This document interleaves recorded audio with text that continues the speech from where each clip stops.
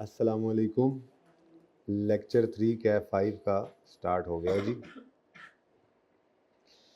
क्या चल रहा था जी, क्या चल रहा था? इंटांगिबल्स, इंटांगिबल्स चल रहे थे। इंटांगिबल्स एक ऐसा रिसोर्स है जो आइडेंटिफिएबल, नॉन मॉनिटरी और विदाउट फिजिकल सब्सटेंस होता है और परचेज को कैपिटलाइज करते हैं, इंटरनली जनरेटेड हो और इन 5 में हो तो कैपिटलाइज नहीं करते, और अगर इन 5 के अलावा हो तो रिसर्च एंड डेवलपमेंट फेज़ है। रिसर्च फेज़ के एक्सपेंसेस, कॉस्ट जो होती हैं एक्सपेंस आउट होती हैं। डेवलपमेंट फेज़ में 6 क्राइटेरिया मीट होने से पहले की कॉस्ट एक्सपेंस आउट होती हैं और बाद वाली कैपिटलाइज होती हैं। ठीक है, ये वाली डिस्कशन हमने सवाल में जो है वो 8वें सवाल में अप्लाई करके भी देख ली। फिर हमने अगली डिस्कशन की थी अमोर्टाइजेशन या इम्पेयरमेंट की, कि अगर कोई इंटेंजिबल है, पहली बात यह है कि इंटेंजिबल होना ज़रूरी है। इंटेंजिबल होगा तो अमोर्टाइजेशन, यानी एसेट बनेगा तो उसको डेप्रिशिएट या इम्पेयर करने का सोचेंगे ना। ऐसे ही इंटेंजिबल एसेट बनेगा तो उसको अमोर्टाइज करने की या उसको इम्पेयर करने की सोचेंगे। तो अगर इंटेंजिबल है, पहला क्वेश्चन क्या है? इंटेंजिबल होना। पहला क्राइटेरिया क्या है? इंटेंजिबल होना ज़रूरी है। अगर इंटेंजिबल है तो फिर अगली बात इन 3 में है, इन प्रोग्रेस है यानी अंडर कंस्ट्रक्शन है, इन प्रोग्रेस है, या विद इंडेफिनेट लाइफ है, या वो गुडविल है। तो इन तीनों एसिड्स को, इन तीनों इंटेंजिबल्स को इमोर्टाइज नहीं किया जा सकता। ठीक है, तो फिर इनको मोटाइज तो नहीं करेंगे, लेकिन हर साल इनको इम्पेयरमेंट टेस्ट से लाजमी गुजारना है। किसी भी इंडिकेशन का इंतज़ार करने की ज़रूरत नहीं है। ठीक है, जबकि इसके अलावा जितने भी इंटेंजिबल्स होंगे वो अमोर्टाइज होंगे, लेकिन होंगे over shorter of legal life या यूजफुल लाइफ। और अगर कोई इंडिकेशन होगी इम्पेयरमेंट की तो फिर इनको इम्पेयरमेंट टेस्ट से गुजारेंगे। ठीक है, ये कर लेने के बाद फिर हमने क्वेश्चन नंबर 3 किया था, हमने इसकी भी प्रैक्टिस कर ली थी। ठीक है, फिर हमने कुछ थ्योरी पढ़ना शुरू की थी। तो क्योंकि अभी आप ताज़ा हैं इसलिए थोड़ी सी थ्योरी पहले आपको पढ़ा लूँ, उसके बाद फिर आज हम इंशाअल्लाह पीपी का नोट जैसे बनाते थे वैसे ही इंटेंजिबल का एक नोट बनाएंगे।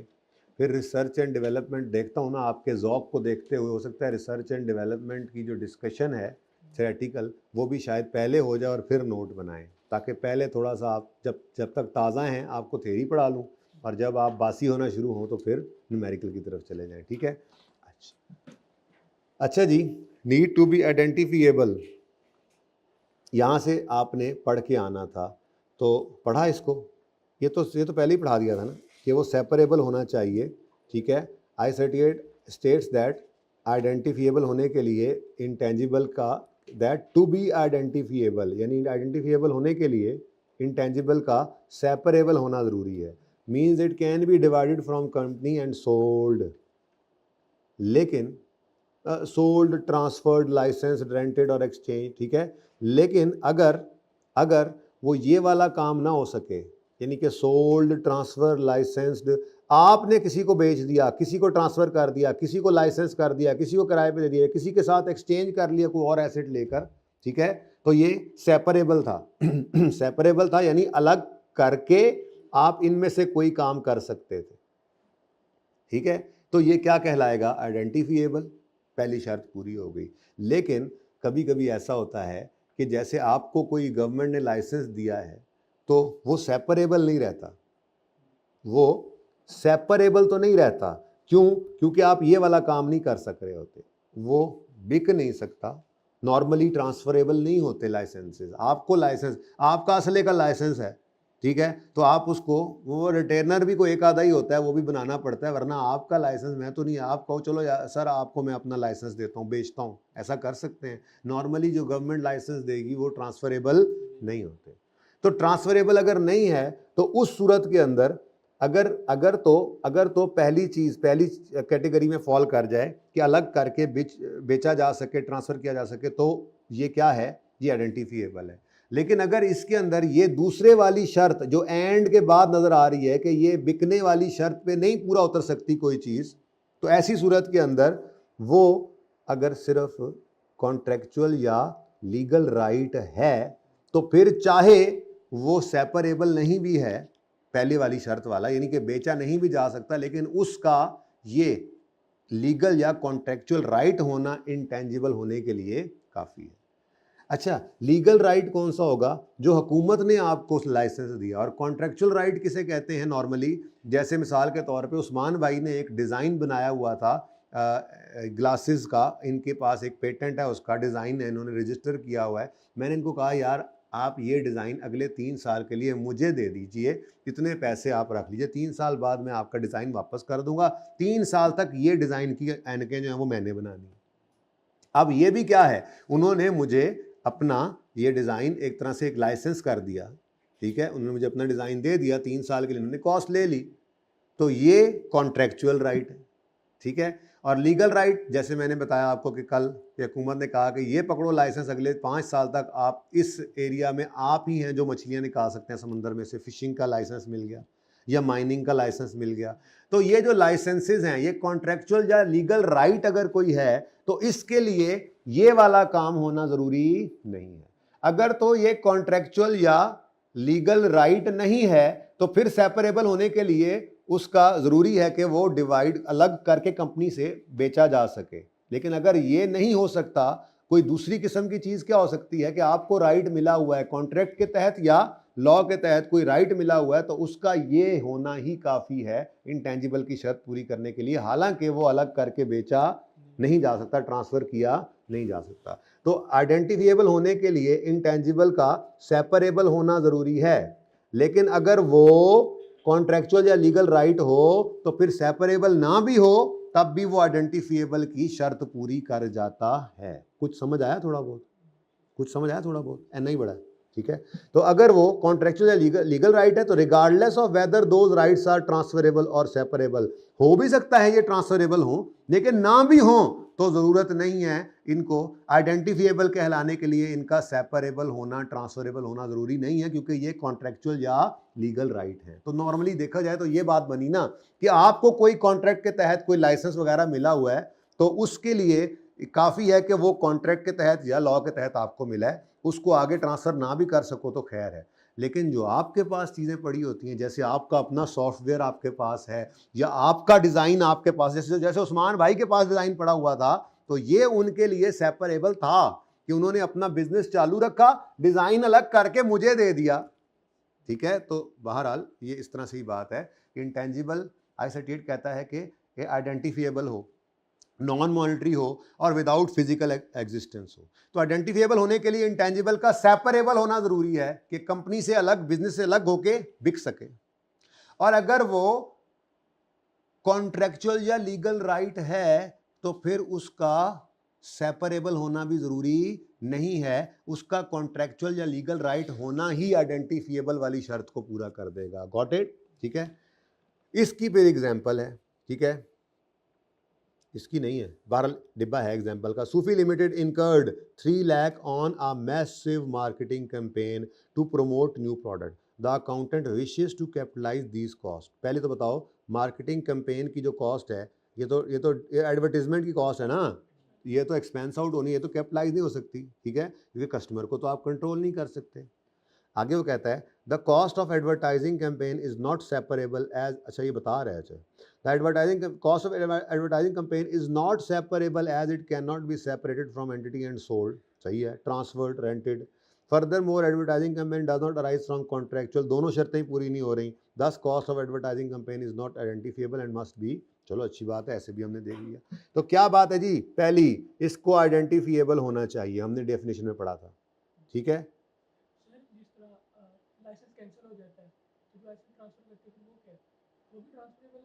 समझा नहीं, क्या मतलब लाइसेंस कैंसिल हो जाए?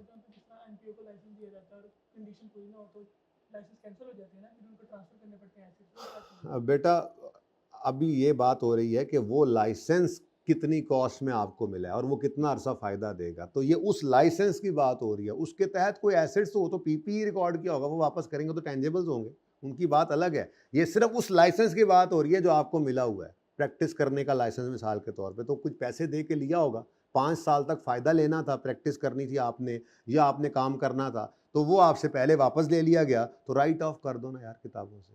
एक चीज़ आपने 10 लाख रुपए देकर ली थी, 5 साल उससे फ़ायदा आना था, दूसरे साल ही उन्होंने कहा चलो वापस करो, तुम इंसान ही नहीं हो, तुम ये तुम्हें लाइसेंस देना ही नहीं था, गलती होगी हमसे।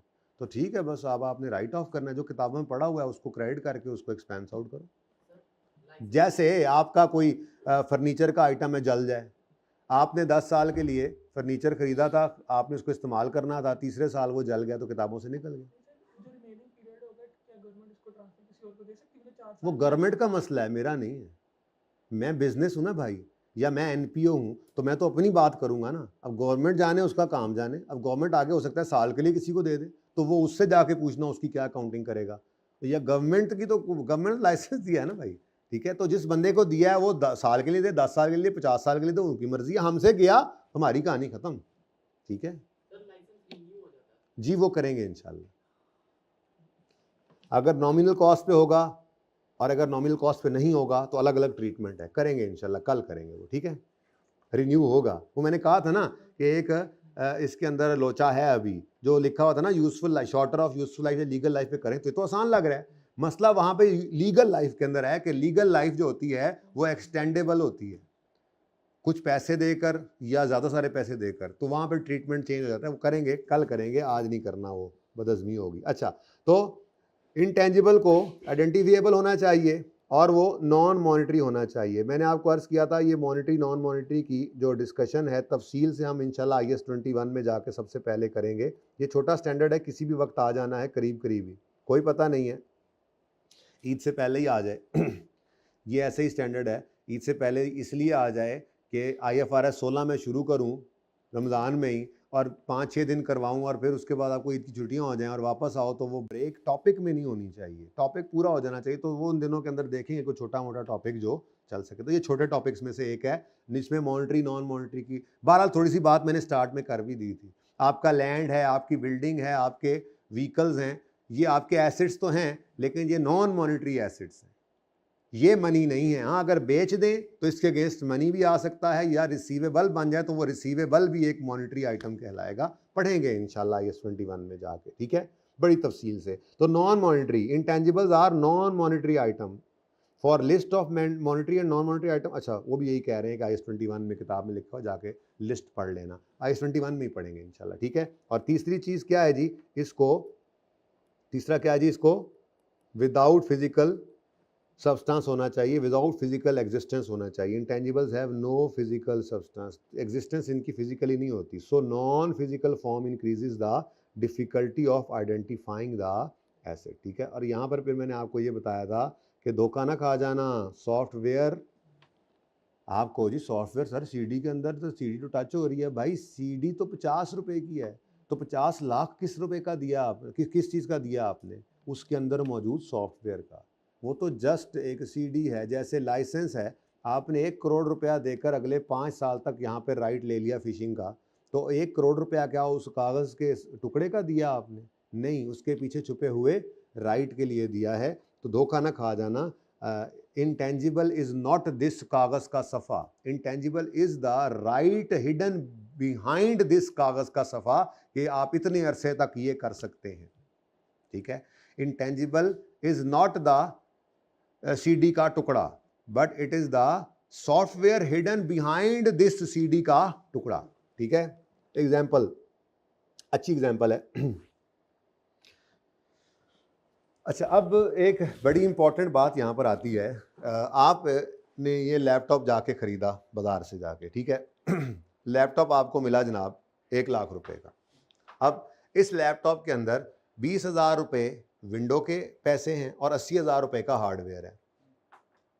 अब window is an operating software ना, सुना हुआ है नाम इसका, इतना को पता है, या चलो यूँ कह लें, विंडो के बगैर लैपटॉप नहीं चलेगा, ऑपरेटिंग सॉफ्टवेयर के बगैर इसने चलना नहीं है। अब चूंकि अब आज आप IS 38 पढ़ रहे हैं, तो अब आपको पता है एक हार्डवेयर है फिजिकल एग्जिस्टेंस वाला, और एक उसमें सॉफ्टवेयर है, ऑपरेटिंग सॉफ्टवेयर विंडोज, जिसकी फिजिकल एग्जिस्टेंस नहीं है। अब पहले तो आपने IS 38 नहीं पढ़ा हुआ था तो काम चल रहा था, तो आज तो आप कहोगे सर ऐसे ही कहोगे, शर्म नहीं आती? अच्छा, आप कहोगे सर IS 16 वाला PPE जो है उसमें 80,000 रख देते हैं, और बाकी 20,000 ले जाते हैं IS38 में। सही है? नहीं सही, नहीं सही। ठीक, अब समझिएगा, लैपटॉप जिस सॉफ्टवेयर के बगैर चल ही नहीं सकता, जिस सॉफ्टवेयर के बगैर चल ही नहीं सकता, वो सॉफ्टवेयर उसका हिस्सा ही बना देना, पूरा 1 लाख PPE में रखना। Laptop is computer physical existence वाला, वो आपको 1 लाख में पड़ा। हाँ, अब आपके पास लैपटॉप आ गया, अब आपने कहा जी मैं इसके ऊपर ऑफिस, माइक्रोसॉफ्ट ऑफिस इंस्टॉल करवाऊंगा और मैंने वो पैसों वाला करवाना है ताकि मेरा डाटा कहीं भी गुम ना हो, वो ऊपर उनके क्लाउड पे जाता रहे और फीचर्स भी पूरे हों, सिक्योरिटी भी ठीक हो, मेरा काम बहुत जो है वो क्रिटिकल है। तो पैसे आपने दिए हुए हैं ऑफिस के लिए। अब ये जो पैसे आपने दिए ये सॉफ्टवेयर के लिए दिए, क्या इस सॉफ्टवेयर के बगैर लैपटॉप चल सकता था? तो फिर ये वाला सॉफ्टवेयर आपका IS38 में आएगा, ये आपका PPE में नहीं जाना। आपने कोई गेमिंग इंस्टॉल कर ली पैसों वाली, ठीक है, तो वो सॉफ्टवेयर, ये सारे ऐसे सॉफ्टवेयर्स हैं जिनके बगैर आपका लैपटॉप चल सकता था, तो ये आपने साथ शामिल। तो ये एक डिस्कशन है यहाँ पर, ठीक है। Computer software for a computer controlled machine tool that cannot operate without that specific software। ठीक है, कि कंप्यूटर जिस सॉफ्टवेयर के बगैर ऑपरेट ही ना हो सके, वो इंटेग्रल पार्ट है उस रिलेटेड हार्डवेयर का, and it is treated as property plant equipment. For example operating software, जिसको हम iOS या विंडोज कहते हैं, ज़्यादा मशहूर है, विंडोज कहते हैं। ठीक है जी, इसका मतलब ये हुआ कि आपका ये जो लैपटॉप है, ठीक है जी, ये जो आपका लैपटॉप है, इस लैपटॉप को ऐसे करके बना दो, ये लैपटॉप बन जाएगा, लैपटॉप गुजारा हो जाएगा। ठीक है, ये आपका लैपटॉप, इस लैपटॉप के अंदर जो हार्डवेयर लगा हुआ है, लेट्स से वो 200 रुपये का है, 2 लाख रुपए का हार्डवेयर है इसके ऊपर, ठीक है, और सॉफ्टवेयर जो है वो 20,000 रुपये का है, यानी कि विंडोज़ है वो कौन सा सॉफ्टवेयर है जी? ऑपरेटिंग सॉफ्टवेयर है, ठीक है, विंडोज़ है। तो अब आप पूरे का पूरा 220 कहाँ ले जाओगे? यानी आप PPE डेबिट और कैश क्रेडिट करोगे 220 से, और इस पूरे 220 को आप डेप्रीशिएट करोगे over useful life of laptop, जो आपने सोचा हुआ। ठीक है, यहां तक कोई मसला? ठीक है, ये बात समझ आ गई है? ऐसे ही बड़े बड़े सर्वर्स होते हैं, ठीक है, बड़े बड़े सर्वर्स लगे होते हैं, उन सर्वर्स के ऊपर भी कुछ सॉफ्टवेयर ऐसे होते हैं जिनके बगैर वो चल ही नहीं सकते। आगे जाके अभी हमने पढ़ना है, वेबसाइट कॉस्ट भी आगे आ रही हैं, ठीक है। तो फिर आपने सिर्फ इतनी सी बात सादा रख लें, आपका ये बार फोटोकॉपियर भाई के पास एक फोटोकॉपी मशीन पड़ी हुई है, इसके अंदर भी सॉफ्टवेयर मौजूद है, वो जो ऊपर स्क्रीन चल रही होती है जिसपे ये कमांड दे रहे हैं, कॉपी कर रहे हैं, रन कर रहे हैं, ये सब क्या है? ये भी सॉफ्टवेयर है।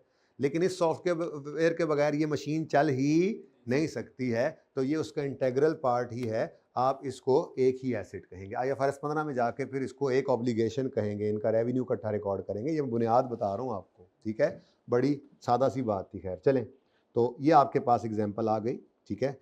अगली एग्जाम्पल में कहता है computer software other than operating system is an intangible, ठीक है। For example licences, patents, motion picture film et cetera, यानी हर वो सॉफ्टवेयर जो बाद में आपने इंस्टॉल किया जिसके बगैर आपका लैपटॉप चल सकता था, वो आपके लिए इंटेंजिबल है। जो कॉस्ट पे की उसको IS38 का इंटेंजिबल बनाएं और यूजफुल लाइफ को सामने रखते हुए उसको अमोर्टाइज करें, और वो सारे रूल्स लगाएंगे वो जो आपने इंटेंजिबल के लिए सीखे हैं। बहरहाल ये परचेज इंटेंजिबल भी हो सकता है, इंटरनली जनरेटेड सॉफ्टवेयर आप परचेज भी कर सकते हैं, बना बनाया सॉफ्टवेयर आप खुद भी बनवा सकते हैं, अपने पास खुद बना भी सकते हैं अपने पास डेवलपर्स रख के, ठीक है ना।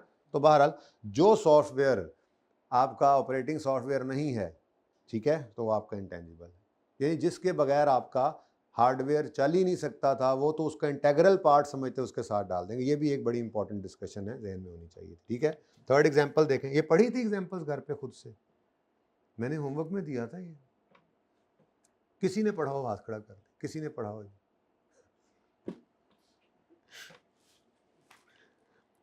मारसू limited acquired a fishing license.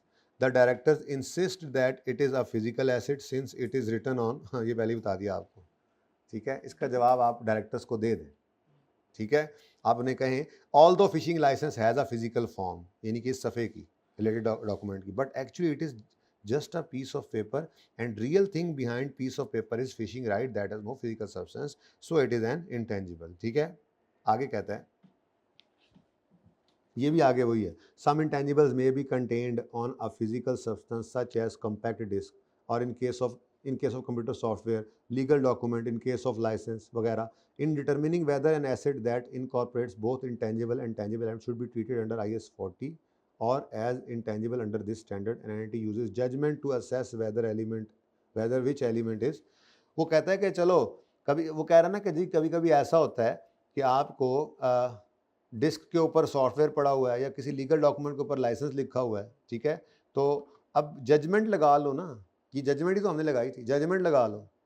ऐसा तो नहीं है कि अलग से पीपीई के अंदर आप अपनी उस कंपैक्ट डिस्क को क्या करो, पीपीई में कैपिटलाइज कर लो, और जो सॉफ्टवेयर है वो अलग से 50 रुपए की सीडी आती है यार, उसको कहाँ कैपिटलाइज करना है, खुदा का नाम लो. तो कहता है अपनी जजमेंट यूज़ करो, थोड़ी अक्ल में भी हाथ मार लो, खुद सोच लो, ठीक है, थोड़ा सा देख लो जजमेंट को यूज़ करते हुए कि कौन सा एलिमेंट ज़्यादा सिग्निफिकेंट है. अगर दोनों आपको लग रहे हैं, अब सफ़ा जो है वो 1 रुपये का सफ़ा है ना, बोलो, उसकी फिजिकल एग्जिस्टेंस भी है, लेकिन लाइसेंस तो 1 करोड़ रुपए का है, तो अब आप किसको सिग्निफिकेंट कहोगे, उस लाइसेंस को ही कहोगे ना, तो फिर I38 में ले जाओ, ये कह रहा है, थोड़ी जजमेंट भी इस्तेमाल कर लिया करो. ओके, ऐसे ही सीडी का केस है. Okay, for example computer software for a computer, ये तो ऊपर वाली बात ही है, चलो पढ़ लो. For example computer software for a computer controlled machine tool that can not operate without specific software is integral part of the related software and it is treated as PPE. The same applies to operating system of a computer. When the software is not integral part, it is treated as intangible. ठीक है जी.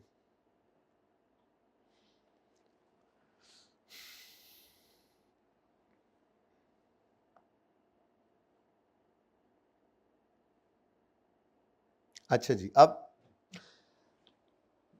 Initial recognition and initial measurement, वही IS 16 वाला है, कोई नई चीज़ नहीं है.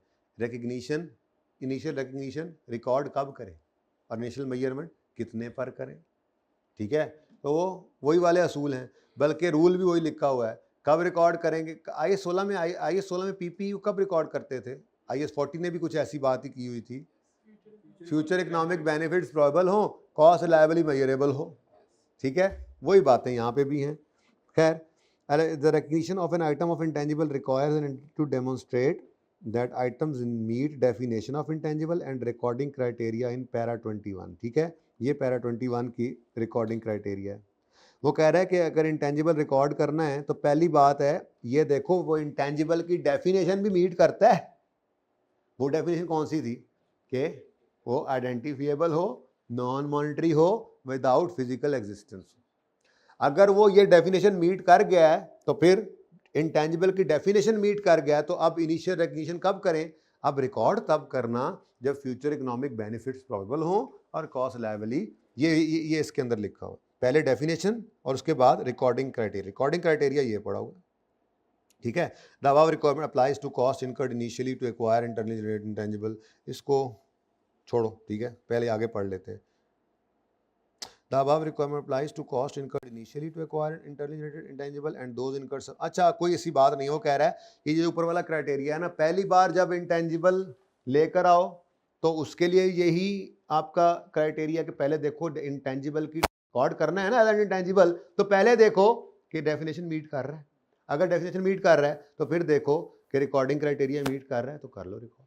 ये पहली बार जब आया तब भी ऐसा ही है, कुछ सब्सिक्वेंट एक्सपेंडिचर किया है तो उसको कैपिटलाइज करने का सोच रहे हो तो तब भी यही क्राइटेरिया आपने फॉलो करना है. ठीक है, बहरहाल ये तो ऐसी फजूल बात थी, काम की बात तो अब शुरू होती है. क्या क्राइटेरिया क्या है, रिकॉर्डिंग क्राइटेरिया क्या है. Intangible must be recorded if and only if it is probable that future economic benefits will flow to company and cost can be measured reliably.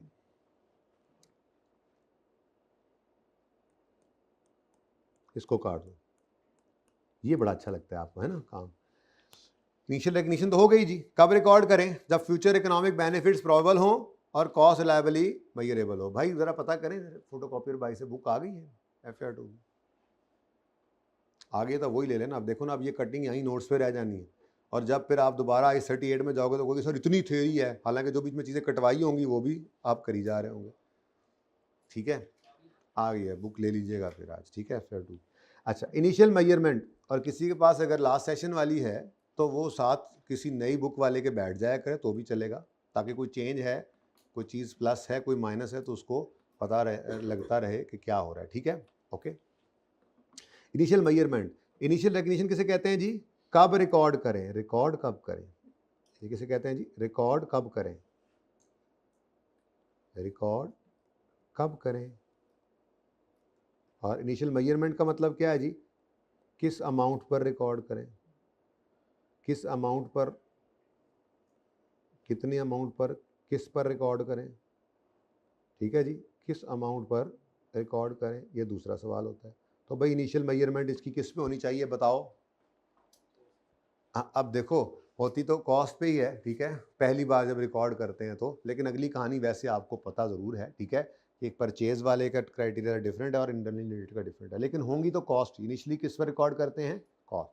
तो N intangible must be measured at cost when first recorded, ठीक है। Intangible कैसे कैसे acquire किया जा सकता है? कहता है जी अलग से खरीद लो, किसी और एसेट के साथ एक्सचेंज कर लो, गवर्नमेंट ग्रांट के तौर पे दे दे, बिजनेस कॉम्बिनेशन में आ जाए, मतलब आपने पूरा बिजनेस ही को एक्वायर कर लिया, या इंटरनली जनरेटेड हो जाए। ये और ये मैंने आपको पढ़ाया, बोलो, टेबल बनाया था ना, ट्री बनाया था कि परचेज या इंटरनली जनरेटेड। ये आज शायद टाइम ना मिले तो फिर आज ना मिला टाइम तो कल इंशाल्लाह ये कर रहे होंगे। वो ही एक्सचेंज है जो आपने पढ़ा हुआ है IAS 16 FAR 1 में, बस यहां पे वो एक्सचेंज। अच्छा, मजे की बात, एक्सचेंज टेंजिबल के साथ टेंजिबल कर लो, एक्सचेंज टेंजिबल के साथ इंटेंजिबल भी कर सकते हो, इंटेंजिबल के साथ इंटेंजिबल भी कर सकते हो। एक्सचेंज करना है एक एसिड को दूसरे एसिड के साथ, तो जरूरी नहीं है इंटेंजिबल की एक्सचेंज में सिर्फ इंटेंजिबल ही आ सकता है, कोई टेंजिबल भी आ सकता है। आपने अपना सॉफ्टवेयर बेच दिया और मोटरसाइकिल ले ली अगले बंदे से, एक्सचेंज, एसिड ही है ना दोनों, ठीक है, लेकिन करेंगे इंशाल्लाह होपफुली कल, ठीक है। और गवर्नमेंट ग्रांट जो आपने पढ़ रखी है, ठीक है, उसको अगर गवर्नमेंट आपको as an asset, as a grant एक एसेट ही दे दे, याद है आपको फेयर वैल्यू पर रिकॉर्ड करते थे या नॉमिनल वैल्यू पर, वही वाली बात है यहाँ पर, रिपीट टेलीकास्ट है, लेकिन अभी छोड़ो क्योंकि अभी काफ़ी पहले ही हैवी हो गई है थेरी। मुझे पता है मैंने नोट बनवाना है, उसके लिए मैं 1 घंटा तकरीबन रखूँगा, अभी आप थोड़ी सी हिम्मत और करें, 10 से 15 मिनट अभी आपने और थेरी पढ़नी है, ज़हनी तौर पे तैयार रहें, फिर नोट शुरू करते हैं, ठीक है। और ये जो है ना, ये वाला, ये आपका कंसोलिडेशन में जाके आपको समझ आएगा। वैसे आपस की बात है, एक सवाल ऐसा मैं करवाऊंगा जिसमें कंसोलिडेटेड फाइनेंशियल स्टेटमेंट्स के लिए नोट बनाना होगा, लेकिन आपको वो पता नहीं लगेगा कंसोलिडेशन हो रही है नहीं। हाँ, तरतीब जुगाड़ लगा लेंगे, सवाल कर लेंगे, फिर जब कंसोलिडेशन हो जाएगी ना तो फिर आपको इस बात का पता लगेगा। असल में जब हम कोई बिजनेस एक्वायर किया करते हैं ना, तो उस बिजनेस के सारे एसेट, सारी लाइबिलिटीज़ फिर आ जाती हैं हमारे पास। तो अगर उस बिजनेस के पास कोई इंटेंजिबल्स पड़े हुए हैं, कोई ब्रांड है, कोई कस्टमर लिस्ट है, इवन इंटरनली जनरेटेड भी हो, तो हमारे लिए वो क्या बन जाते हैं? परचेज्ड इंटेंजिबल, ये वहीं जाके पढ़ेंगे। इसलिए ये पेंडिंग रहेगा आपका, इस चैप्टर में नहीं पढ़ेंगे, बल्कि जब तक कंसोलिडेशन नहीं ख़त्म हो जाती आपको इसकी समझ नहीं आएगी। इसलिए ये आगे एरिया आ रहा है तो यहाँ पर पेंडिंग रहेगा ये, ठीक है। बहरहाल यहाँ तो ये लिखा हुआ था कि कैसे कैसे इंटेंजिबल्स को एक्वायर किया जा सकता है। Company might obtain control over N intangible in number of ways, जिसमें खरीद भी सकते हैं, किसी और के साथ एक्सचेंज भी कर सकते हैं, गवर्नमेंट हमें एज अ ग्रांट ये इंटेंजिबल दे सकती है, या इंटरनली जनरेट भी कर सकते हैं, ठीक है। फिलहाल इसको पेंडिंग रखा हमने। तो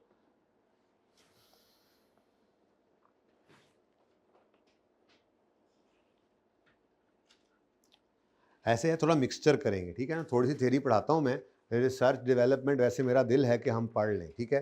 अब ये 2 चीज़ें असल में मैंने आपको पढ़ाई थी, ज़रा तफसील इसकी हो जाए ना तो सवाल सारे तैयार हो जाते हैं। नंबर 1, परचेज कर लो सेपरेटली, ये एक्सचेंज कल, इधर ग्रांट भी होनी चाहिए थी, वो आगे होगी शायद, ठीक है। इंटरनली जनरेटेड, ये मैंने अभी पढ़ाना है आपको, जिसके अंदर आपको बताया था रिसर्च फेज होता है और डेवलपमेंट। बहुत बहुत बहुत इंपॉर्टेंट थेरी, जितनी थेरी अभी तक आपको पढ़ाई है सबसे इंपॉर्टेंट यही वाला होना है, ठीक है। गवर्नमेंट ग्रांट कितने गई?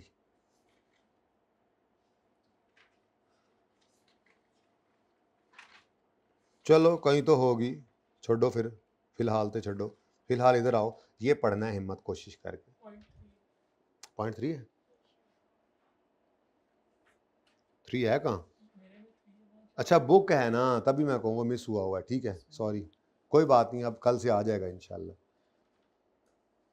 तो मैं ये क्यों लेके चल रहा हूँ, मुझे चैप्टर पूरा रखना चाहिए था। ओहो, मुझे भी अब सारा कुछ कॉपी पेस्ट करना पड़ेगा, ख्याल ही नहीं आया, जो हैंडआउट आपको दिया उसी पे लगा हुआ। चले कोई बात, कॉपी पेस्ट ही करना है ना मैंने, आपने तो नोट करना है सारा अगर कुछ लिखा हुआ है। हाँ जी, अगर आप परचेज करते हैं, थोड़ी हिम्मत है ना, अभी 10 मिनट और, ठीक है, बस ये सभा पढ़ लें, उसके बाद फिर नोट बनाएंगे, नोट के बाद फिर जो टाइम बचेगा इंशाल्लाह उसमें फिर थ्योरी पे आएंगे, ठीक है। ये बड़ा मुश्किल फेज है ज़रा, मुझे पता है ये वाला जो थ्योरी चल रही होती है, लेकिन क्या करें, इंपॉर्टेंट ही बड़ी है, इसके बगैर काम नहीं चलता हूँ, ठीक है जी। परचेज सेपरेटली, अगर आपने सेपरेट एक्विजिशन का मतलब है कि बिजनेस कम्बिनेशन में ये नहीं आया, बिजनेस कम्बिनेशन में अगर कोई इंटेंजिबल आए तो उसका जो ट्रीटमेंट है वो कंसोलिडेशन में जाके पढ़ेंगे। अगर आपने इंटेंजिबल ही खरीद लिया किसी से जाके, कोई सॉफ्टवेयर खरीद लिया कोई लाइसेंस खरीद लिया आपने, तो normally the price entry page to acquire separately intangible will reflect expectation about the probability that expected future.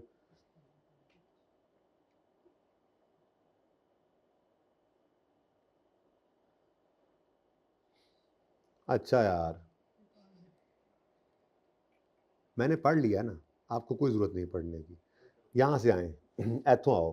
The cost of a separately acquired intangible comprises it's purchase price, वही IAS 16, import duty and non refundable purchase taxes after deducting trade discount and rebates, 100% वही है। Purchase price, directly attributable cost, लेकिन ज़रा clear करें ज़्यादा, तो purchase price plus non refundable taxes plus import duty less trade discount या rebates, ठीक है, और बाकी directly attributable cost of preparing asset for its intended, software को हमारे इस्तेमाल हमारे मुताबिक लाने तक के जितने खर्चे हुए, इंटेंजिबल को हम खरीद कर लाए लेकिन आते साथ वो इस्तेमाल नहीं होने लग गया, ठीक है, हम खरीद कर लाए तो उसको हमें कस्टमाइज़ करने में कोई कॉस्ट पड़ गई, हमारे काम का तभी है जब हम उसको कस्टमाइज़ करके चला लें, तो वो कॉस्ट भी क्या होंगी आपकी, उसकी सॉफ्टवेयर की कॉस्ट में ऐड होंगी, ठीक है। या जिस गाड़ी पे वो सॉफ्टवेयर आया उसने जो किराया लिया है, ठीक है। अच्छा, तो कॉस्ट क्या है जी, वही वाली कॉस्ट जो IAS 16 में होती थी। Examples of directly attributable cost are cost of employee benefits arising directly from bringing the asset to its working conditions, मतलब कोई भी एम्प्लॉय को आपने बेनिफिट दिया, सैलरी दी, बोनस दिया, कमीशन दिया, जो भी आपने एम्प्लॉय को दिया, और दिया किस लिए, ताकि वो इस एसेट को, यानी कि साइंसदानों को आप जो तनख्वाहें दे रहे हैं वो डायरेक्टली इसके ऊपर काम कर रहे हैं, इसके अलावा भी किसी को आपने कोई पैसे दिए जो डायरेक्टली इन्वॉल्व है आपके सॉफ्टवेयर को बनाने में, आपके इंटेंजिबल को बनाने में, ताकि वो आपके इंटेंडेड यूज़ में आ जाए, तो ये क्या है, ये आपकी कॉस्ट, डायरेक्टली एट्रीब्यूटेबल कॉस्ट की एग्जांपल है। फिर को प्रोफेशनल फ़ी है आपने जो दी है, arising directly from bringing the asset to its working condition, और cost of testing whether the asset is functioning properly. हाँ जी, किसी चीज़ पे एतराज़ है तो बताओ, तीनों चीज़ें होनी चाहिए, सही है ना। नहीं FAR 1 लगता है भूल गए हो। हाँ, वो सैंपल सुम्पल वाली बात, एक मिनट, कहीं पे लिखा हो, अल्लाह करे, नहीं लिखा हो तो मैं वैसे बता देता हूँ भाई, वो जो पैरा चेंज हुआ है ना, वो IAS 16 में हुआ है, ठीक है, यही बताना चाह रहा था, क्योंकि बिल्कुल सेम है ना। वहाँ पे हमने ये सीखा कि कॉस्ट ऑफ टेस्टिंग तो एसिड की कॉस्ट में ऐड करना है, लेकिन अगर उस टेस्ट रन के दौरान कोई सैंपल्स प्रोड्यूस हुए हैं और वो आपने बेचे हैं, तो वो सैंपल्स प्रोड्यूस करने की कॉस्ट और उनको बेचकर आने वाला रेवेन्यू, इनको भी पहले नेट करके ना आप एसिड की कॉस्ट में ऐड कर देते थे, तो स्टैंडर्ड ने उसको, IAS 16 ने उसको मना कर दिया। IAS 16 ने कहा कि इससे आने वाला रेवेन्यू PNL में सेल्स, ये रेवेन्यू बनाओ, इनकम बनाओ, और इसके ऊपर होने वाला जो एक्सपेंस है, कॉस्ट है, उसको एक्सपेंस आउट करो PNL के अंदर, इसको एसिड की कॉस्ट में लेकर नहीं आना। हाँ, सैंपल्स बनाने की कॉस्ट और उसको बेच के आने वाला रेवेन्यू, इसके अलावा भी तो टेस्ट रन की बहुत सारी कॉस्ट हो सकती हैं। बंदे ने आके बिजली के ऊपर उसको चलाकर देखा, कोई कंसल्टेंट आया, उसको टेस्ट उसने किया, पास करने के लिए चल रहा है, सही चल रहा, नहीं सही चल रहा, उसको आपने फीस दी। टेस्ट रन के ऊपर सैंपल्स बनाने के अलावा और सैंपल जो बने हैं उनको बेचने के अलावा, आने वाले रेवेन्यू के अलावा भी तो बहुत सारे खर्चे होते हैं। तो ठीक है ना, ये बात समझ रहे हो? तो टेस्ट रन की कॉस्ट तो IAS 16 में भी ऐड करनी थी, यहाँ भी ऐड करनी थी, लेकिन वहाँ पे वो जो सैंपल्स वाली बात थी वो सिर्फ उस IAS 16 के अंदर ख़त्म हुई है। अगर यहाँ पे ऐसी कोई बात कर दे, वैसे तो ये है भी इंटेंजिबल, लेकिन अगर यहाँ पे भी ऐसी कोई बात आ जाती है कि हमने एक इंटेंजिबल बनाया, एक फार्मूला बनाया कि जी हम जो है वो हनी पिज़्ज़ा बनाएंगे, शहद वाला पिज़्ज़ा बनाना है, सारी दुनिया तो नमकीन वाला बनाती है, तो अब बन गया है तो इसको चेक करने के लिए 10-12 बना के तो है वो हॉस्टल के बच्चों को जाके दे देते हैं। तो अगर उन्होंने ये काम किया है तो टेस्ट रन के अंदर सैंपल्स तो बन ना गए, तारफी कीमत के ऊपर दे दिए तो कुछ कॉस्ट भी आई, कुछ रेवेन्यू भी आ गया।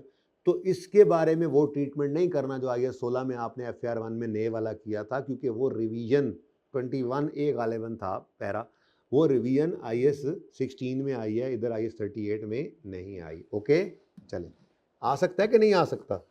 तो बोलो, टेस्ट रन कॉस्ट तो होगी ही होगी, सैंपल्स बन सकते हैं या नहीं बन सकते? और बोलो, बन सकते हैं, ठीक है। सैंपल्स को बनाने की कॉस्ट भी आ सकती है और फिर उन सैंपल्स को बेचकर कोई रेवेन्यू भी आ सकता है। तो जो आप सवालों में देखेंगे यार, बस छोड़ो अब, ठीक है, आगे पढ़ो। एक मैसेज करना था मैंने कहा आपको बता दूं कि मैं एक मैसेज कर रहा हूँ। उस्मान भाई, बस थोड़ी सी हिम्मत, ये थोड़ा सा रह गया, बस ये मैं नहीं पढ़ाऊंगा उससे अगला। और मैं वो रिसर्च और डेवलपमेंट की एग्जांपल्स भी फिर नोट कराने के बाद, नोट पहले करेंगे, आप लोग जाग जाएंगे, जब नोट पूरा ख़त्म होगा इंशाल्लाह, अल्लाह ने चाहा तो टाइम भी बचा होगा, फिर हम जो है वो एक सफ़ा और पढ़ना है, ठीक है। लेकिन बहुत इंपॉर्टेंट सफ़हात हैं ये, ठीक है जी। अच्छा जी, और एग्जाम्पल्स उन चीज़ों की जो नहीं हैं इंटेंजिबल का पार्ट बनती, वो कौन कौन सी चीज़ें हैं जी? Cost of introducing new product और सर्विस। इंट्रोडक्शन की कॉस्ट, क्या मतलब? आपने नई प्रोडक्ट लॉन्च करनी हो तो आपने उसके लिए ओपनिंग सेरेमनी कर दी, आपने पटाखे चलाए, आपने देगें बांटी, आप ये सारे काम जो कर रहे हैं, ये आप नई प्रोडक्ट को इंट्रोड्यूस करने के लिए जो कॉस्ट इनकर कर रहे हैं, ये जैसे टेंजिबल एसेट की कॉस्ट में ऐड नहीं होती थी, वैसे ही ये जब एक बार बन गया आपका इंटेंजिबल, उससे आपने काम शुरू कर दिया, बस ठीक है। आपने एक ऐप बना दी, अच्छी बात है, उस ऐप को आपने लॉन्च कर दिया, ठीक है, लेकिन उस लॉन्चिंग की सेरेमनी में आपने जो लोगों को बुला के उनकी अफ्तारी कराई और आपने उनको अपनी इस नई ऐप के फीचर्स बताए कि ये आप इंस्टॉल करेंगे, 500 रुपये में आपको इसका लाइसेंस मिलेगा, लेकिन इससे आपको ये होगा फ़ायदा, ये होगा, ये होगा। तो आपने वो सॉफ्टवेयर तो बना लिया, वो ऐप तो आप बना चुके हैं, तो उसकी जो ओपनिंग सेरेमनी पे आपने जो खर्चा किया है वो एसेट की कॉस्ट में ऐड नहीं होगा, वो एडवर्टीजमेंट है, ठीक है। फिर cost of conducting business in a new location और with a new class of customer, ठीक है जी। आपने कहा कि हम इस ऐप को क्यों ना पश्तो के अंदर भी जो है वो कन्वर्ट करें। अब आपने अपने डेवलपर्स को ट्रेनिंग दी, डेवलपर्स को आप ले आए यहाँ पे हमारे पास कॉलेज में, हमारे पास काफ़ी पठान स्टूडेंट्स हैं, तो हमने उन्हें कहा यार कोई टेंशन ना लो, आपके डेवलपर्स को पश्तो सिखा देंगे, ठीक है, लेकिन हमारे इन स्टूडेंट्स को आपने कुछ इसकी ट्रेनिंग फ़ी पे करनी होगी। अब वो जो डेवलपर, वो जो कंपनी है जिसकी ऐप है, तो उस कंपनी ने ये ऐप तो बना ली हुई है, लेकिन वो ये चाह रहे हैं कि वो इसको लॉन्च करें अब जाके पेशावर में भी, तो अपने लोगों को पश्तो सिखाने के लिए जो कॉस्ट इनकर कर रहे हैं, ये भी इंटेंजिबल की कॉस्ट का पार्ट नहीं बन सकती, ठीक है ना। मतलब किसी नई क्लास ऑफ कस्टमर के साथ किसी नई लोकेशन में जाने की कोई कॉस्ट इनकर कर रहे हो, तो वो एसेट तो तैयार हुआ था, वो तो चल ही जा रहा है, उसको क्या मसला है आपसे कि आप जहाँ जाते हो। ये ट्रेनिंग एक तरह की ट्रेनिंग कॉस्ट है, ठीक है। ये क्या होती है, आगे लिखा नहीं हुआ, इंक्लूडिंग ट्रेनिंग, ठीक है। और admin and other general overheads, ठीक है। ये अगर सिर्फ ऐसे लिखा हो एडमिन और जनरल ओवरहेड्स, तो ये कभी भी आपने एसडी कॉस्ट में कैपिटलाइज नहीं करने। लेकिन इसमें एक बारीक नुक्ता है, अगर वैसे कहीं लिखा नहीं हुआ, लिखा हुआ नहीं है, मैं ज़बानी चलो बता देता हूं, अगर कभी वो ऐसा बोल दे कि एडमिन और जनरल ओवरहेड्स डायरेक्टली एट्रीब्यूटेबल, लफ्ज क्या लिख दे, तो फिर ये धोखा है, ये फिर एडमिन जनरल इग्नोर वाले नहीं हैं, ये डायरेक्टली हो सकता है ना। मैं मिसाल देता हूँ, मैं आपको IS-16 की मिसाल देता हूँ, ज़रा आपको ज़्यादा अच्छा समझ आ जाता है, ठीक है। मिसाल के तौर पे आपने एक प्लांट इंपोर्ट किया, आप उसको इंस्टॉल करवा रहे हो, 3 महीने उसकी इंस्टॉलेशन में लगनी है। जर्मनी से प्लांट आया है, जर्मनी से इंजीनियर भी आए हुए हैं, यहाँ से भी आपने लोगों को बुलाया हुआ है, बड़े बड़े जो है वो कंसल्टेंट यहाँ पे और इंजीनियर्स और फिर मजदूर मिस्त्री सारे लगे हुए हैं, ये तो काम कर ही रहे हैं। इनको तो जो पैसे आपने देने हैं वो इंस्टॉलेशन की कॉस्ट है, वो एसडी कॉस्ट में ऐड होने।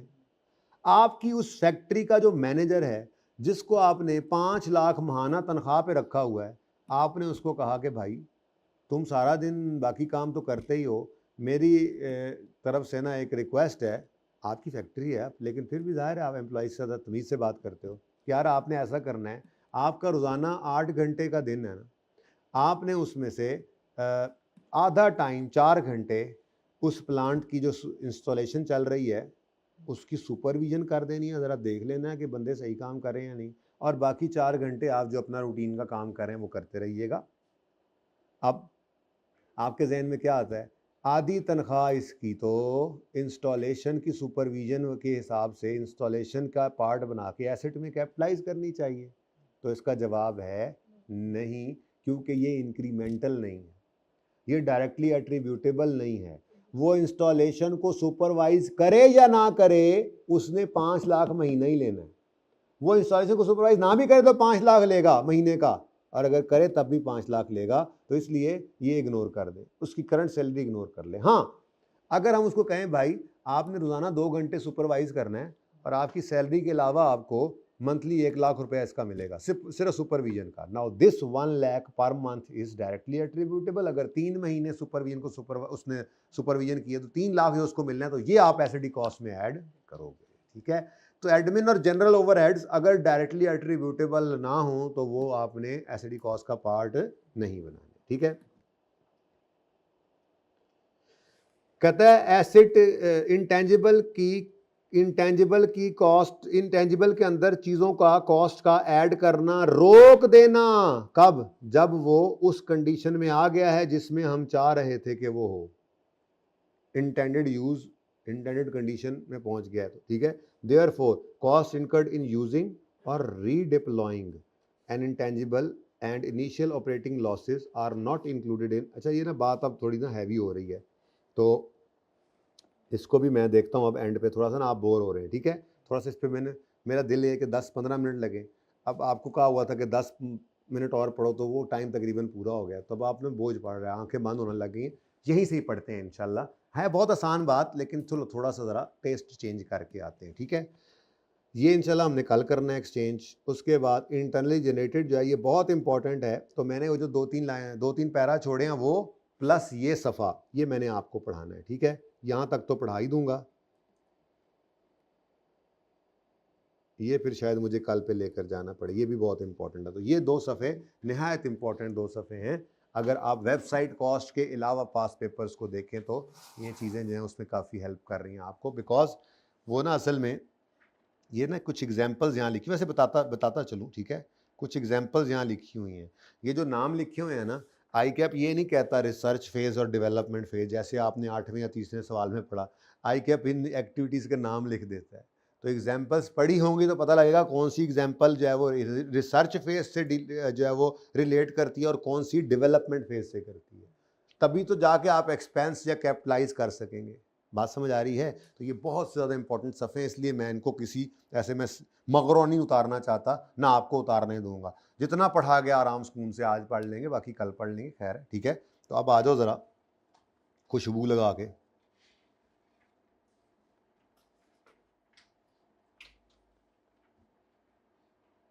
है तो ये पास पेपर, ये पड़े हुए हैं आपके पास जो है वो यहाँ पर,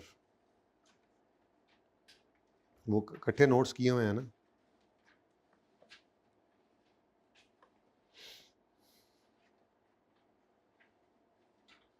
यही है। हाँ जी, ऑटम 16 का क्वेश्चन नंबर 5 है, ये हम करने लगे हैं, लेकिन इसकी ज़रा रिक्वायरमेंट पे नज़र डालें। आप हाश हाश कर उठेंगे, गश गश ना पड़ जाएं आपको कहीं। वैसे तो FAR 1 का पर्चा जो इस दफ़ा देकर आ रहे हैं माशाल्लाह से पर्चे के अंदर आया हुआ था सवाल और आपको काफ़ी हद तक पास करने के चांसेस उसको ऐसे लग जाते होते हैं। आसान था सवाल, मुश्किल हर सवाल में एक एडजस्टमेंट बरकत के लिए होती है तो टफ होती है, लेकिन एक्सपेक्टेड पेपर था काफ़ी। 70-80% तो तुक्का भी लग गया था उस्तादों का, तकरीबन सबका ही मेरे समय। चलो का लग ही जाता है, इतना लगा ही करता है हर दफ़ा उस्तादों का, इतना का लगता है। अब 100% तो नहीं लग सकता ना जी, ठीक है। अच्छा, prepare a note on intangible assets for including IELTS financial statement for the year 30 June 2016 in accordance with IFRS।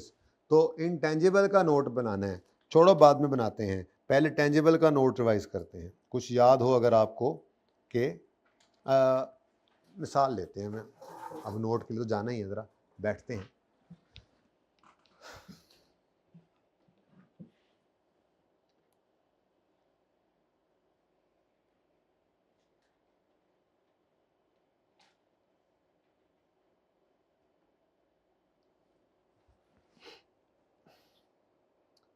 आपकी बिल्डिंग है, एक एसेट है बिल्डिंग आपका, इसकी ओपनिंग कॉस्ट थी 500 रुपये, आपने इसमें 150 रुपये का एडिशन कर दिया और कोई 80 रुपये का डिस्पोजल हो गया, तो क्लोजिंग कितना आ रहा है बता दो जल्दी से जी। बताता हूँ, मैंने जो कहा है वो करो ना। 650 में से 80 निकाल लो, मिन्नत जे काट लो, जाग जाओ, जब अकाउंट जब न्यूमेरिकल शुरू हो गया उठ जाओ जी। 500 अक्यूमुलेटेड डेप्रीसिएशन अलग है भाई, इसलिए आप नाराज़ ना हो, उसकी एंट्री यहाँ कर लेंगे, ठीक है जी। ब्रॉड डाउन लेट से 55 रुपये हैगा, डेप्रीसिएशन की एंट्री ये पड़ी है मेरे दोस्त, 18 रुपये डिस्पोजल की डेप्रीसिएशन जो है वो लेट से 3 है, क्लोजिंग बता दो 7, ठीक है। अब आपको बचपन में ये सिखाया गया था, बल्कि मैं तो अपने बच्चों को पहला जुमला ये कहा करता था, हालांकि नोट एक टफ काम था, नोट मुश्किल काम था, लेकिन प्रैक्टिस काफ़ी करने के बाद आपको आसान फिर लगने लग जाती है चीज़।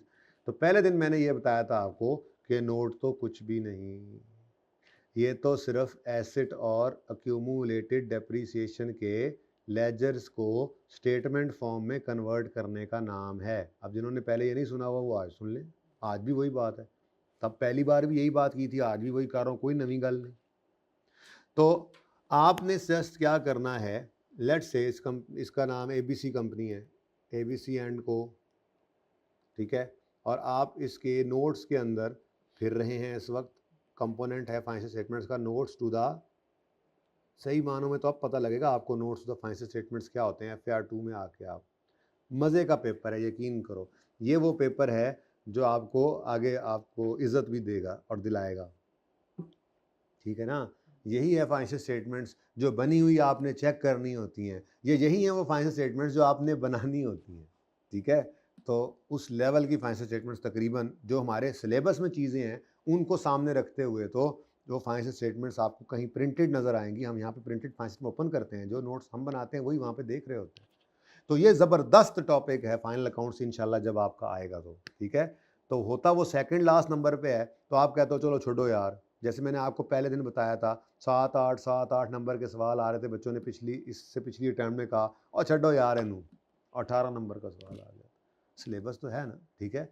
तो भाई आप लोगों ने बहुत, और वो वैसे आपको मैं बता रहा हूँ आपके लिए ये FAR 2 का पर्चा बहुत कीमती है, आसान है, समझने में मसला नहीं आएगा, चीज़ें ज़्यादा हैं, थोड़ी मेहनत ज़्यादा है, टाइम हम ज़्यादा लगा लेते हैं, लेकिन ये पेपर आपके लिए कीमती बहुत है। आपने यहाँ से निकल के कैफ में जाना है तो आपको नज़र आएगा कि आप जब ऑडिट पे जाएंगे तो ये फाइनेंशियल स्टेटमेंट्स होंगे, आपको पता होगा कि कंपनीज एक्ट क्या कह रहा है, IFRS क्या कह रहे हैं, स्टैंडर्ड्स क्या कहते हैं, ठीक है। तो बहुत कीमती ये पेपर है, बड़े ध्यान से इसको पढ़ना है, बड़ी मोहब्बत से पढ़ना है, लगाव से पढ़ना है, फॉर द ईयर एंडेड पता नहीं केड़ा, ठीक है जी।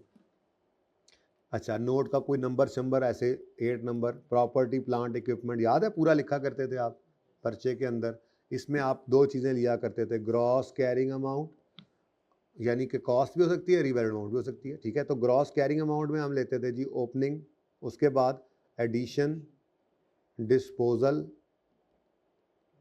बस वो है कोई नहीं तो इसलिए रहने दो, क्लोजिंग है नहीं ना, ठीक है, रिवाइज करा रहा हूँ। बाकी रीवैल्यूएशन मॉडल इसमें भी है भाई, टेंजिबल एसेट्स पीपी में था तो इंटेंजिबल्स में भी है, वैसे ही जैसे वहाँ पे था, बस यहाँ पे ज़रा शराइत सख्त हैं।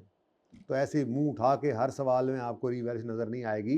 रीवैल्यू करना हो इंटेंजिबल को, देखो खाला जी का घर नहीं है, शराइत ज़रा सख्त हैं इसलिए कम ही नज़र आएगा आपको, पर होता है। मॉडल कॉस्ट और रीवैल्यूएशन यहाँ पर भी वैसे ही हैं। सब्सिक्वेंट मेजरमेंट में भी गया नहीं था ना थ्योरी में, इसलिए आपको ये बात समझ नहीं आई। खैर आ जाएगी वक्त के साथ। एक्यूमुलेटेड डेप्रिसिएशन, ये मैं पीपी का नोट बना रहा हूँ, इंटेंजिबल के नोट में ऐसे ही थोड़ी बहुत, ऐसे माइन्यूट सी थोड़ी बहुत चेंज है, वो उसके हिसाब से है, पता ही होगी, पता लग जाएगी आपको जब लिखूंगा। तो फिलहाल मैं पीपीई का नोट बना रहा हूँ जी। ओपनिंग, डेप्रिसिएशन, डिस्पोजल की एक्यूमुलेशन का डेबिट होना, और क्लोजिंग और बुक वैल्यू। अब बिल्डिंग,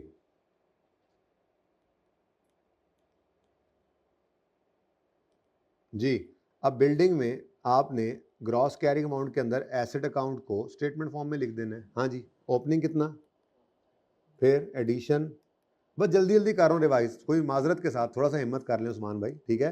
अब भाई उस्मान को जगाना, जरा उस्मान को जगाना, बस थोड़ी सी हिम्मत करनी है, थोड़ी सी जी। मुझे पता है ये काम आपको बहुत बोर कर रहा है, लेकिन बस मेरी तसल्ली हो जाएगी ज़रा एक दफ़ा ऐसे जी। ओपनिंग 55, डेप्रीसिएशन 18, 3 और क्लोजिंग, ठीक है जी। 570 में से 70 गया तो 500 बुक वैल्यू आ गई। फिर ऐसे ही आपकी डिफरेंट क्लासेस के डिफरेंट कॉलम्स बनते चले जाते थे। प्लांट है तो उसका अलग कॉलम होगा, व्हीकल है तो अलग होगा, फिर जितने एसेट्स होते थे एंड पे जाके फिर उनका एक टोटल आ जाता था। कुछ याद आ रहा है? और ये जो सारे टोटल्स का एंड पे बुक वैल्यू बनती थी, ये वो फिगर होती थी जो स्टेटमेंट ऑफ फाइनेंशियल पोजीशन के अंदर आपकी नज़र आती थी, ठीक है। ये जो टोटल है, टोटल यहाँ पे, ये टोटल कौन सा टोटल होगा, जो सारे बिजनेस के एसेट्स का क्लोजिंग में बुक वैल्यू आ रही है, ठीक है। तो ये आपकी बैलेंस शीट के फेस पे जाया करती थी। कुछ थोड़ा बहुत याद आया? सही है। तो हमने आज बनाना है इनटेंजिबल का नोट, ठीक है। इनटेंजिबल के नोट में वाहिद फ़र्क जो आपको नज़र आना है ना, वो आना है यहाँ पर। वो फ़र्क नहीं है, वो बस थोड़ी सी डिटेल ज़्यादा है। हम यहाँ पर तो सिर्फ एडिशन लेते थे, ठीक है, लेकिन क्योंकि नॉर्मली हम खरीद लेते थे फिक्स एसेट, कभी कभार ही होता था कोई बिल्डिंग वगैरह खुद बना ले, तो इसलिए CWIP को अलग रख लिया जाता था, ठीक है।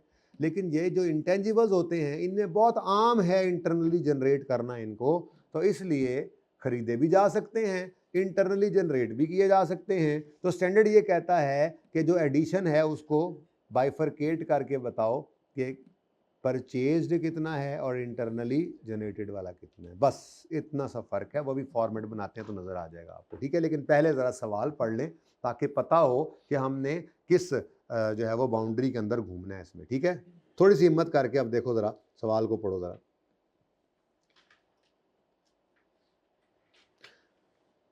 Prepare a note on intangible for including IELTS, ठीक है जी। स्टेटमेंट ऑफ फाइनेंशियल पोजीशन 30 जून से फाइनेंशियल स्टेटमेंट में जाए, 30 जून 2016 ईयर एंड है, ठीक है। Following information pertains to IAL, 30 June 15 के बैलेंसेस गिवन है, तो ये क्या है? क्विकली, मैंने तफसील नहीं पढ़नी क्योंकि वो बच्चे सो जाएंगे फिर मजीद, ठीक है। सवाल करते हुए उसको इंशाल्लाह सॉल्व करते हैं एंट्रीज के साथ। मैं अगर सवाल एक दफ़ा गो थ्रू कर लो, फिर पार्ट 2 शुरू करते हैं जी। ओपनिंग बैलेंसेज आ रहे हैं यहाँ पे, 30 जून 16 का नोट बनाना है ना, और 30 जून 16 का नोट बनाना है, और 30 जून 15 का बैलेंस गिवन है, तो वो ओपनिंग ही है ना, पिछले साल का क्लोजिंग। फिर हाँ, यकम जुलाई 15 भी इसी को ही कहते हैं। फिर detail of expenses incurred on a project to improve IAL's existing production process. ये प्रोडक्शन प्रोसेस पता है ना क्या होता है? नहीं पता तो थोड़ा अंदाज़ा मैं दे देता हूँ कि मिसाल के तौर पे अगर आपकी स्पिनिंग मिल लगी हुई है तो आप वहाँ पे धागा बना रहे हैं, तो ऐसे थोड़ा ही है कि धागा बस एक ही मशीन से निकल, एक तरफ से कॉटन आप यूँ करके डाल रहे होंगे, दूसरी तरफ से धागा निकल रहा होगा, तो लंबा चौड़ा प्रोसेस होता है। डिफरेंट डिपार्टमेंट से होकर कहीं जाके एंड पे आपका धागा जो है वो बन पाता है, ठीक है। तो प्रोडक्शन प्रोसेस क्या है? आप कॉटन बेल्स बड़ी बड़ी जो होती हैं उनको उठाकर पहले उनको फेंकते हो, वो वहाँ पर जो है वो एक प्रोसेस चलता है, फिर उस कॉटन को आगे जो है वो मतलब जिनिंग में डाला जाता है, थोड़ा सा उसको खोला जाता है, एक प्रोसेस वहाँ चलता है, फिर उसके बाद उसको साफ़ किया जाता है, साफ़ करके फिर अगले प्रोसेस में। तो एक पूरा प्रोडक्शन प्रोसेस है जिसके अंदर काफ़ी सारा टाइम लगता है। आपकी कपास जो है वो धागे के अंदर, धागे की कोन के ऊपर चढ़ जाती है। जो कोन आपकी होती है वो कोन है, नलकियाँ नहीं होती छोटी छोटी आपकी, वो कोन्स बड़ी बड़ी कोन्स होती हैं जो आगे फिर स्पिनिंग मिल, वीविंग मिल को देती हैं और वहाँ पे फिर कपड़ा बुना जाता है और फिर वो वीविंग मिल आगे वो डाइंग करके फिर प्रिंटिंग करके फिर आपके जो है वो तान के ऊपर ये कपड़े आए हुए होते हैं। तो ये पूरा प्रोसेस वहाँ से होकर चल रहा होता है। तो बहरहाल एक प्रोडक्शन प्रोसेस है जिसमें काफ़ी सारी चीज़ें जो है वो इंटरलिंक्ड होती हैं, तो आप रॉ मटेरियल से फिनिश गुड्स तक पहुँचते हैं। ठीक है, अब प्रोडक्शन प्रोसेस में कुछ ऐसी इंजीनियरिंग करना कि पहले जहाँ पर आपका लेट्स से एक जो मतलब है कि अगर आप समझें पूरा प्रोसेस जो है वो 12 घंटे में पूरा होता था, तो वही अब 8 घंटे में पूरा हो जाएगा। आपने ऐसी इंजीनियरिंग की उस प्रोसेस के अंदर, तो इससे आपको फ़ायदा होगा या नुकसान होगा? मेरा सवाल है, आपका प्रोडक्शन प्रोसेस जो था पहले वो 12 घंटे लेता था, आपने ऐसा उसके अंदर सेटिंग की, तजर्बे करके साइंसदानों को, इंजीनियर्स को बिठाया और उन्होंने प्रोडक्शन प्रोसेस आपका एक नया बना कर दिया, ऐसा जिसमें आप वही काम जो पहले 10 घंटे में आप एक यूनिट लेट से बनाते थे, अब वही आप 8 घंटे में, 7 घंटे में बना लेते हैं। तो ये आपके प्रोडक्शन प्रोसेस के अंदर इम्प्रूवमेंट आ गई ना। अब क्या ये इम्प्रूवमेंट फ़ायदा देगी या नुकसान देगी? फ़ायदा देगी बेटा। प्रोडक्शन प्रोसेस इम्प्रूव किया है, क्वालिटी को तो कहीं नहीं लिखा होता कि हमने इसको डिक्लाइन किया, ना करते हैं हम, कभी भी नहीं ऐसा हो सकता। इम्प्रूवमेंट का मतलब यही है कि एफिशिएंसी कुछ ऐसी लाए हैं कि पहले जो एक यूनिट 10 घंटे में बनता था, अब वो 7 में बन रहा है। तो भाई ये तो फ़ायदा है। ये फ़ायदा रेवेन्यू बढ़ाने वाला फ़ायदा नहीं होगा, ये फ़ायदा कॉस्ट कम करने वाला फ़ायदा है। आपको पहले 10 घंटे लेबर को पैसे देने पड़ते थे 1 यूनिट के लिए, अब 7 घंटे कॉस्ट कम हुई। आपकी पहले मशीनें जो हैं वो 10 घंटे चलती थी 1 यूनिट बनाने के लिए, अब 7 घंटे चलेंगी। तो जो बेनिफिट है मैंने आपको पहले दिन बताया था, वो बेनिफिट जो है वो रेवेन्यू के इंक्रीज से भी होता है और कॉस्ट के डिक्रीज होने को भी बेनिफिट ही कहते हैं। ठीक है, तो ये कोई प्रोडक्शन प्रोसेस को इम्प्रूव, एग्जिस्टिंग प्रोडक्शन प्रोसेस को इम्प्रूव करने का एक प्रोजेक्ट है। ठीक है जी, जो इम्प्रूव कर रहे थे तो उन्होंने उसके ऊपर कुछ एक्सपेंसेस इनकर किए। ठीक है, अब ये वही सवाल है इंटेलिजेंट इंटेंजिबल वाला। ठीक है, तो कहता है कि ये खर्चे हुए हैं अप टू 30 जून 15 पिछले साल की बात कर रहे हैं, और यकम जुलाई 15 से मार्च 16 हमारे साल के अंदर इतने खर्चे हुए। एक्सपेंसेस वर इनकर्ड इवनली, तो इसका मतलब ये हुआ, ये तो वैसे ही प्रीवियस ईयर है ना, मुझे क्या इससे लेना देना कि ये कौन से महीने में शुरू हुआ था और कौन से महीने में ख़त्म हुआ। ठीक है, अच्छा अगली बात, जुलाई 15 से मार्च 16, ये कितने मंथ्स बनते हैं? 9 मंथ्स। ये कल हमने सवाल में किया, ठीक है ना। ओके, और आज इसकी सिग्निफिकेंस भी है। कल तो सिर्फ सिखाया था, ज़रूरत नहीं पड़ी थी, आज ज़रूरत पड़ेगी इसकी कि ये 9 महीनों का है, इसका समझना ज़रूरी है। क्योंकि पढ़ो आगे, जल्दी से पढ़ो। एक्सपेंसेस इवनली इनकर हुए हैं 30 सितंबर पे, एस्टेब्लिश हो गया कि प्रोजेक्ट कमर्शियली वायबल है, new process become operational on this date, और जनरेट करेगा ये कॉस्ट सेविंग, इसलिए इंटेंजिबल है। तो बहरहाल ये पढ़ते हैं, इंटरनली जनरेटेड इंटेंजिबल है, जस्ट लाइक क्वेश्चन नंबर 8 ये सवाल है। ठीक है ना, इसमें कंप्लीट भी हो रहा है, अमोर्टाइज भी करना है। ठीक है, ओके, करेंगे इंशाल्लाह। नेक्स्ट, ऑन यकम अगस्त 15 IAL entered into an agreement to acquire ERP software which would replace existing software। तो ये क्या इंटरनली जनरेटेड है? नहीं, ये तो एक्वायर्ड है, परचेज कर रहे हैं, और वो कह रहा है कि वो रिप्लेस कर देगा एग्जिस्टिंग को। एक्सचेंज की ट्रांजैक्शन नहीं है, नया खरीद रहे हैं, पुराना बस फेंक देंगे। ठीक है, ये जो भी करेंगे, तो वो कहता है न्यू सॉफ्टवेयर यकम अप्रैल से ऑपरेशनल होना है। ये उसकी कुछ आपको रिलेटेड कॉस्ट गिवन है, यहाँ पे भी जो पढ़ के आ रहे हैं कि कॉस्ट में क्या क्या शामिल हो वो अप्लाई हो जाएगा। ठीक है, नॉन रिफंडेबल टैक्सेस हैं, अगर रिफंडेबल टैक्सेस हैं लेट्स से एडजस्टेबल हैं तो वो निकाल देंगे। स्टाफ ट्रेनिंग को नहीं रिकॉर्ड करते, ऐड नहीं करते, वगैरह वगैरह, यहाँ पे आप अप्लाई करेंगे। तो ERP की लाइफ दे दी, यहाँ से अमोर्टाइजेशन निकलेगी। सही है, पढ़ेंगे तफसील से। During the year IEL spent 10 million on development of a new brand. Intangible है, यूजफुल लाइफ भी 10 साल गिवन है ना जी। ब्रांड है इंटरनली जनरेटेड लाइफ गिवन हो ना, गिवन हो तो धोखा नहीं खा जाना उससे। 5 में से जो भी है अगर इंटरनली जनरेटेड है इंटेंजिबल और उन 5 में से है तो ये कभी भी इंटेंजिबल, तो ये एडजस्टमेंट धोखा है। फिर पढ़ो, अब पढ़ो। During the year IEL spent 10 million on development of a new brand। करते रहो, स्टैंडर्ड कहता। आप कह रहे हो सर अब तो पता लग रहा है 10 मिलियन है, आपने कहा था कि वो कॉस्ट लेवल मेजरेबल नहीं इसलिए कहता है। मैंने कहा था यार ये तो समझाने के लिए बताया है। अब अगर कभी वो जानबूझ के ऐसा धोखा दे भी दे तो भाई स्पेसिफिकली एक्सक्लूजन डाल दी ना स्टैंडर्ड ने, नाम लेकर के ये 5 अगर इंटरनली जनरेटेड हैं तो बस ये इंटेंजिबल नहीं है। आप ले आओ आगे जो जो सबूत, बेशक वो फिर स्टैंडर्ड मानता ही नहीं है इसको।